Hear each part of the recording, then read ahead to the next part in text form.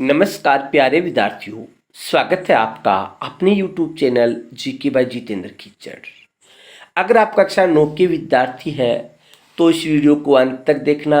अगर आपको हमारा वीडियो पसंद आए तो वीडियो को लाइक करना, शेयर करना एवं कमेंट करके वीडियो के बारे में अपनी राय जरूर देना। आज हम अपनी कक्षा 9 की अर्थशास्त्र विषय की जो पुस्तक है उसका जो हमारा पहला चैप्टर है पालमपुर गांव की कहानी, उस पालमपुर गांव की कहानी के बारे में जो महत्वपूर्ण फैक्ट है, महत्वपूर्ण जो नोट्स है, उन नोट्स को आज हम अपने इस वीडियो में करवाएंगे। अगर आप हमारे चैनल पे नए हैं तो हमारे चैनल जीके बाय जितेंद्र खिच्चर को लाइक, शेयर एवं सब्सक्राइब करें। आज के हमारे इस नोट्सों में हम पाठ संख्या 1 पालमपुर गांव की कहानी, उस पालमपुर गांव की कहानी के बारे में जो ये हमारा पहला पार्ट है, इस पार्ट में हम अध्ययन करेंगे। तो सबसे पहले हम पढ़ेंगे पालमपुर गांव का परिचय। पालमपुर एक काल्पनिक गांव है, ये एक वास्तविक गांव नहीं है, केवल हमने इसकी क्या की है, कल्पना की है। ये एक बड़े गांव रायगंज पालमपुर से 3 किलोमीटर दूरी पर है। यानी हमने ये कल्पना की है कि ये काल्पनिक गांव है, इससे 3 किलोमीटर दूर एक दूसरा गांव है, उसका नाम है रायगंज।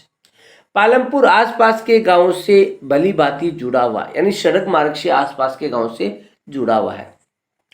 पालमपुर की सड़कों पर कई तरह के वाहन जैसे मोटर गाड़ियां है, जीप है, ट्रैक्टर है आदि देखे जा सकते हैं। पालमपुर में 450 परिवार रहते हैं। यहाँ कुल कितने परिवार है? 450 परिवार रहते हैं, जो विभिन्न जातियों से यानी अलग अलग जातियों के सभी। उच्च जाति के 80 परिवार है जिनके मकान ईंट और सीमेंट से बने हुए, यानी उच्च जाति के जो 80 मकान हैं उनके मकान है वो किससे बने हुए हैं? ईंट और सीमेंट से बने हुए हैं। दलित या अनुसूचित जाति की जनसंख्या 1/3 है, यानी लगभग 33% दलित और अनुसूचित जनजाति है। और ये गांव के कोने में मिट्टी और फूस के घरों में रहती है। मिट्टी और जो फूस के घर है उनमें ये रहते हैं। उसके बाद में अगला, पालमपुर में बिजली की अच्छी सुविधा है तथा खेतों में नलकूप बिजली से ही चलती है। यानी बिजली की अच्छी सुविधा है, खेतों में नलकूप बने हुए हैं जो जिनसे खेतों में सिंचाई की जाती है, वो बिजली से ही चलते हैं। पालमपुर में खेती मुख्य क्रिया, इसके अलावा अन्य क्रियाएं भी है जैसे डेयरी, परिवहन, निर्माण आदि छोटे स्तर पर किए जाते हैं, यानी ये गैर कृषि कार्य भी किए जाते हैं। पालमपुर में 2 प्राथमिक विद्यालय, एक हाई स्कूल, एक प्राथमिक स्वास्थ्य केंद्र और एक औषधालय भी है। यानी यहाँ की सुविधाओं में 2 प्राथमिक विद्यालय, एक हाई स्कूल, एक प्राथमिक स्वास्थ्य केंद्र, एक औषधालय भी है।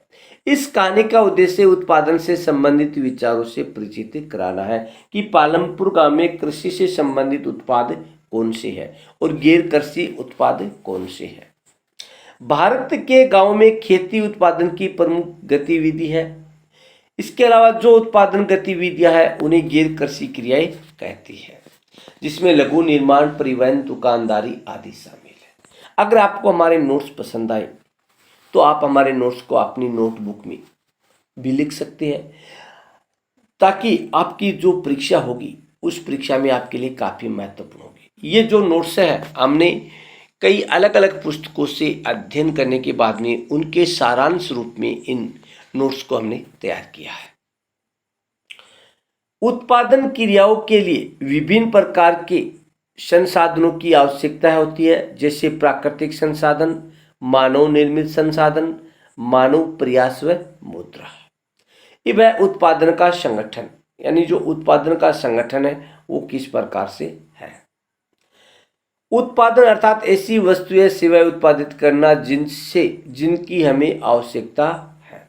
किसी भी वस्तु के उत्पादन के लिए 4 चीजें आवश्यक है जिन्हें उत्पादन के कारक कहते हैं। यानी 4 प्रमुख चीजें बताई गई है, उसे क्या कहते हैं? उत्पादन के कारक। तो ये 4 कौन कौन से? भूमि है, श्रम है, उद्यमी है और पूंजी है। ये 4 अलग अलग कारक हैं उत्पादन के। इन चारों कारकों का अब हम विस्तार से थोड़ा वर्णन करेंगे। सबसे पहले लेंथ यानी भूमि। भूमि प्राकृतिक संसाधन है जो प्रकृति से प्राप्त होता है। इसमें वन, खनिज आदि भी इसमें शामिल किए जाते हैं। उसके बाद में लेबर यानी श्रम, जो लोग काम करते हैं वो क्या कहते हैं, श्रम। और श्रम कितने प्रकार की होती है, तो शारीरिक श्रम जिसमें लोग कड़ी मेहनत करते, एक मानसिक परिश्रम जिसमें लोग दिमाग लगाते हैं। उसके बाद में आती है पूंजी, कैपिटल। पूंजी अर्थात जो चीजें उत्पादन में काम आती है उसको क्या कहते हैं, पूंजी। और पूंजी दो प्रकार की होती है, एक तो स्थायी और एक कार्यशील पूंजी। सबसे पहले पढ़ेंगे हम स्थायी पूंजी। औजार, मशीन, जो चीज एक बार हम ले आए, जो लंबे समय तक हमारे काम में आए, उसे क्या कहते हैं, स्थायी पूंजी कहते हैं। जैसे औजार है, मशीन है, जो कि कई वर्षों तक काम आती है, स्थायी पूंजी कहलाती है। जैसे जनरेटर, टरबाइन, कंप्यूटर, किसान का हल, ये एक बार खरीदने के बाद में लंबे समय तक काम में आती है। उसके बाद में 2 नंबर कार्यशील पूंजी। कच्चा माल व नकद मुद्रा कार्यशील पूंजी कहलाती है। ये उत्पादन क्रिया के दौरान समाप्त हो जाती है। हमारे पास कच्चा माल है, जैसे हम मकान बना रहे, सीमेंट है, सीमेंट कच्चा माल है, हम उसको बार बार हमें लाना पड़ता है, वो समाप्त हो सकती है बीच में। मुद्रा, मजदूरों को वेतन देने के लिए जो हमारे पास पैसे होती है, मुद्रा होती है, वो भी क्या समाप्त हो जाती है। जैसे कुम्हार द्वारा प्रयोग लाई जाने वाली मिट्टी उत्पादन के दौरान भुगतान की जाने वाली मुद्रा, ये दोनों क्या है, कार्यशील पूंजी के उदाहरण है।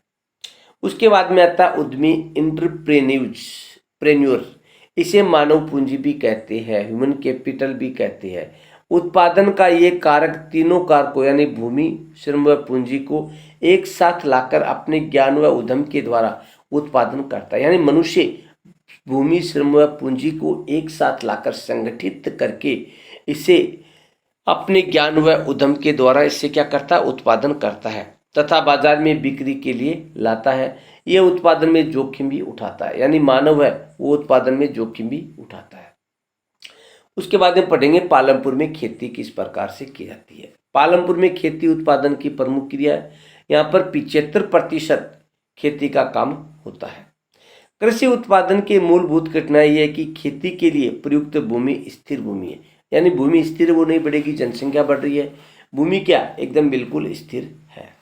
गांव की कुछ बंजर भूमि को कृषि योग्य भूमि में बदलकर कृषि उत्पादन बढ़ाने का प्रयास किया गया था। 1960 तक किया गया था काम, उसके बाद में नहीं हुआ। 1960 तक जो बंजर भूमि थी उस बंजर भूमि को कृषि योग्य बनाया गया था। उसके बाद में जो स्थिर भूमि है उससे हमें अधिक उत्पादन हम कैसे प्राप्त कर सकते हैं। भूमि उत्पादन की 2 प्रमुख प्रक्रिया है, एक तो है बहुविध फसल प्रणाली, एक आधुनिक कृषि विधि।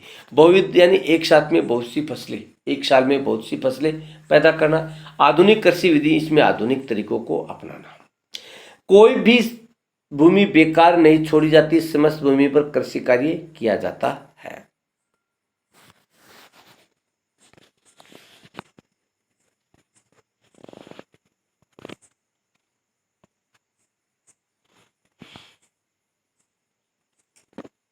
स्थिर भूमि पर अधिक फसल उगाई जाती है, यानी स्थिर भूमि पर अधिक फसल उगाई जाती है। जैसे वर्षा ऋतु में क्या, ज्वार, बाजरा और पशुओं के लिए चारा उगाते हैं।